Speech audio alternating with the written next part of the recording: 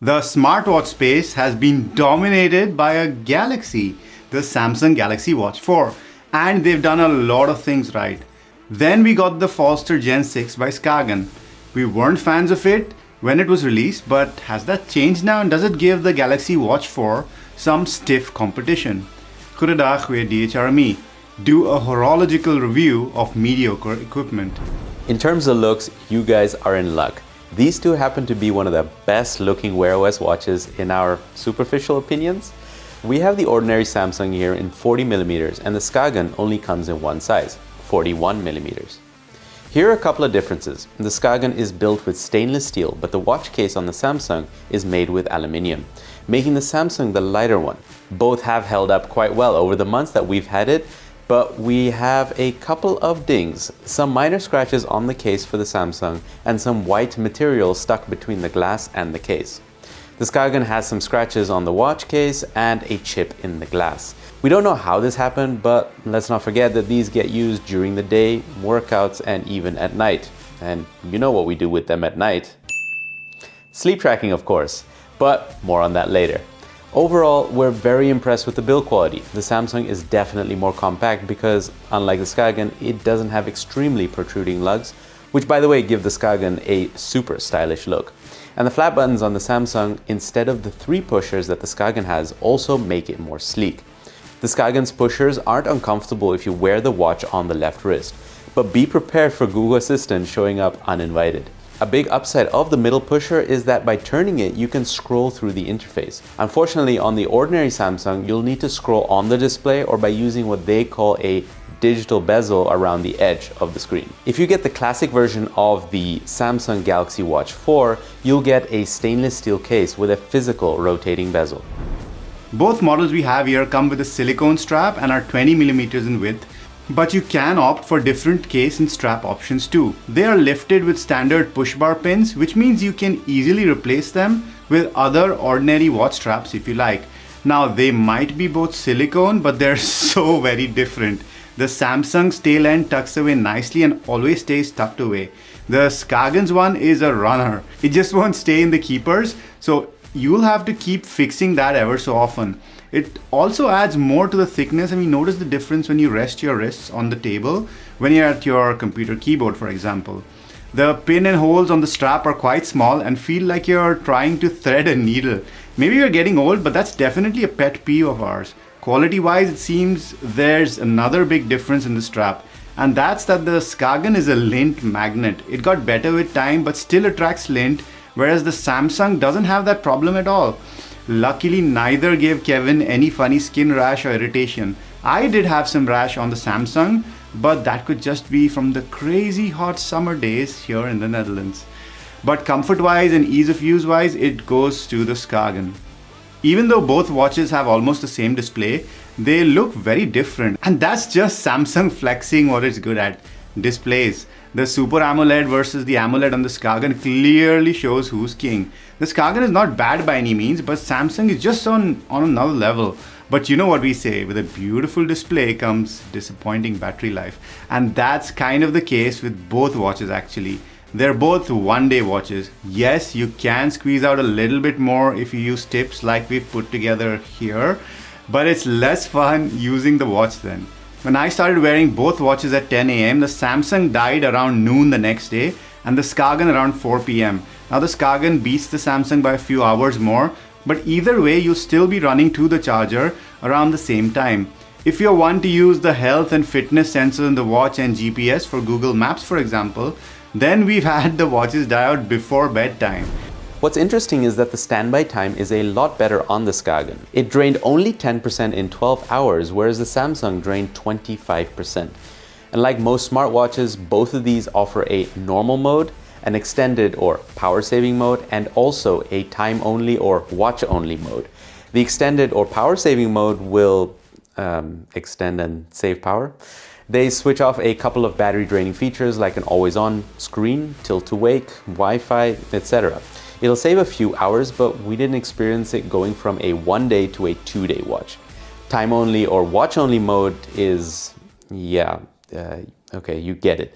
Not something we ever use, but it's there if you need it. All of these battery saving modes can be set automatically if your battery drops to a certain level. The Samsung runs on its own Exynos processor, whereas the Skagen sports Qualcomm Snapdragon Wear 4100 Plus. No slouches here, very snappy watches. But again, the Skagen seems to struggle at times, like opening up the Google Play Store.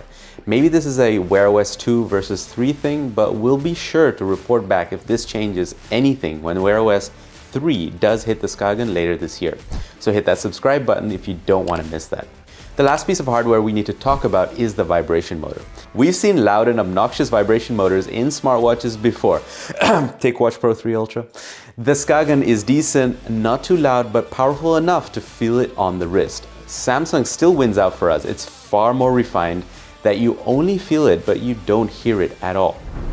We're not gonna lie, getting a smartwatch is a hacky way to trick your brain into thinking you need to work out more, especially if you intend to test its health features like we did in this video.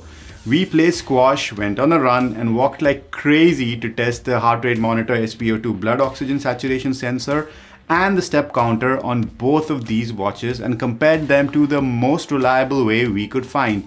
If you want to watch that video, then go on, we'll wait. Okay, you're back or couldn't be bothered to watch that video? Well, let us give you the lowdown. Neither is super accurate, but that's okay because they're a smartwatch with health tracking features and not medical grade equipment that happen to show you the time and the notifications. But which one gives you more accurate measurements? For heart rate monitoring and step counting, we saw that the Samsung is better than the Skagen. The Skagen does better in measuring the SpO2, but for us the SpO2 is less important than the heart rate or step counter, so we would pick the Samsung here. If you're planning on using either smartwatch for workouts, it's worth noting that only the Samsung has an official IP rating at IP68, meaning it can take quite a bit of dust and water. It also has a 5 ATM rating. The Skagen, however, only has a 5 ATM rating. This means it can take pressure equivalent to 50 meters underwater.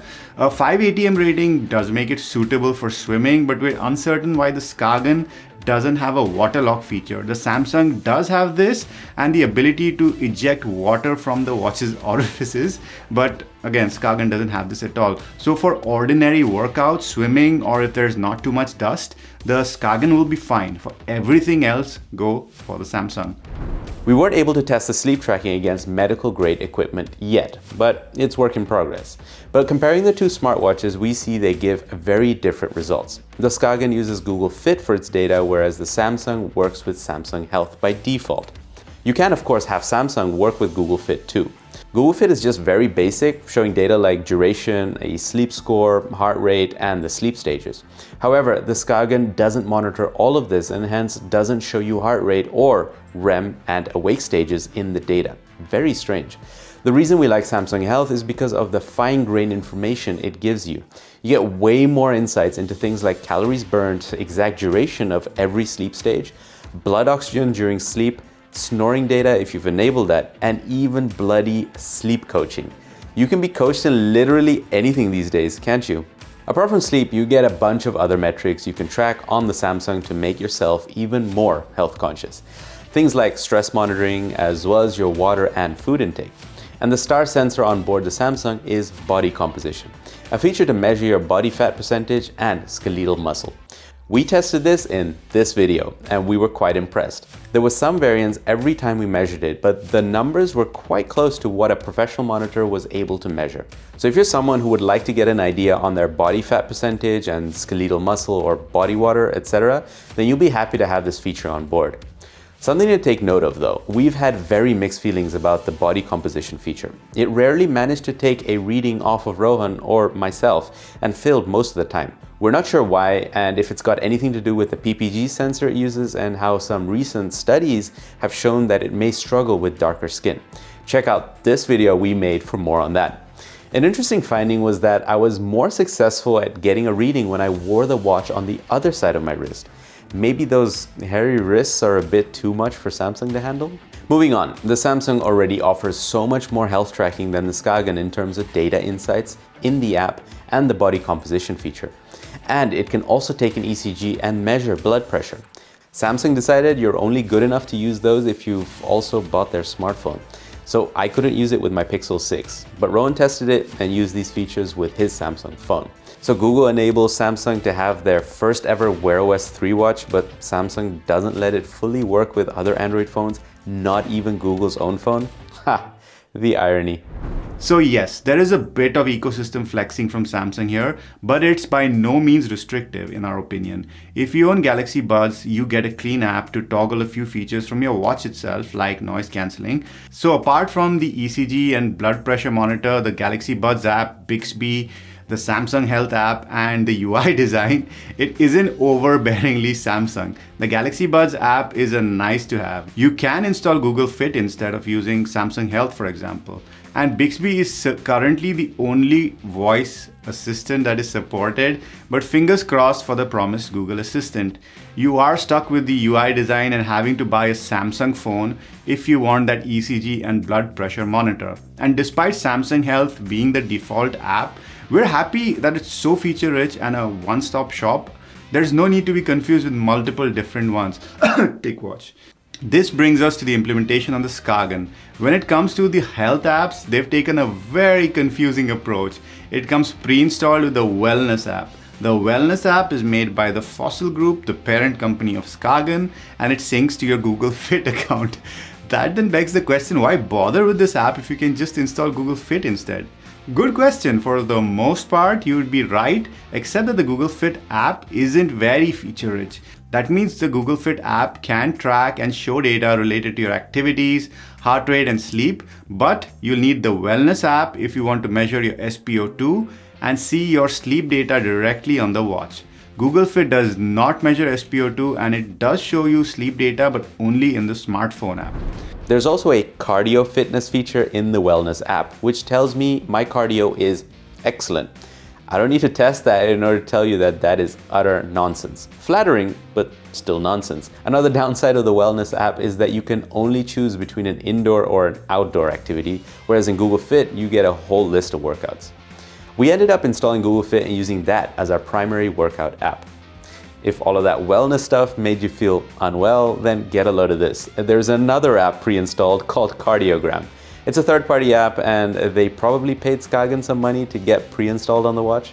It does heart rate measurements, exercise tracking with no exercise type selection, and can show you daily metrics if you pay for it.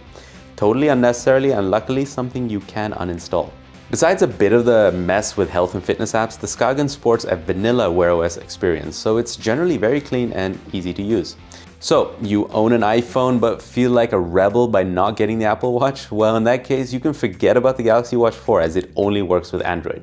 So that leaves the Skagen, and you know what? It works surprisingly well. Sometimes I barely notice it's paired to my iPhone.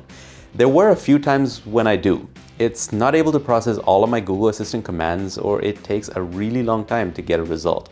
Sometimes it loses connection with my iPhone for some odd reason, and I either need to wait or open up the WearOS app on the iPhone and it reconnects. You can answer a call from the watch, but you cannot make a call. You'll need your phone for that.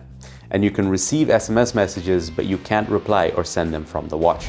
Let us point out a couple of things we didn't get around to talking about, but we think are important to know before biting the bullet. Since both of these are running WearOS, you get the ability to customize and change the watch faces and even download more from the Play Store. If you swipe to the right of the screen, you have tiles showing you snippets of information.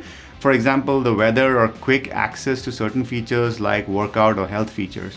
You can also customize these tiles to your liking by adding or removing them. And of course, you get notifications on the left side for the Samsung and on the bottom for the Skagen. They work really well and are similar on both. Depending on the app, you can interact with the notification like replying to a message straight from your watch, and getting a notification for every single app on your watch can be annoying. So you can adjust this in both the wearable and the WearOS apps. And when you swipe from the top, you get the quick settings toggles. The Skagen has a fixed set of 7 toggles that you can't change. The Samsung, on the other hand, has up to 19 settings that you can configure. One of these 19 settings is called bedtime, which will block all notifications and the screen from turning on unless you push one of the buttons. This isn't there on the Skagen, but you can abuse the theater mode setting for the same purpose. Apart from abusing software toggles, we also find ourselves verbally abusing these watches. The Samsung wants to keep locking the screen even after you've just unlocked it, and the Skagen randomly decides to turn on the always on screen, turn off the tilt to wake, and turn on the sounds. Those are the exact opposite setting that I personally like to use, so having to change them back manually at least once a day is kinda annoying. This usually happens when charging the watch or toggling between the extended and daily mode, since it doesn't remember your settings. Okay, end of rant. Are either of these smartwatches worth your hard-earned cash? Or money? I don't think many people use cash anymore. Well, the Samsung costs $200 and the Skagen $300. The Skagen is a good smartwatch with great build and a premium looking design. Its pure WearOS design is calm on the eyes and promises WearOS 3 soon as well. It's the only one here that will work with iPhone and is the only one that currently supports Google Assistant.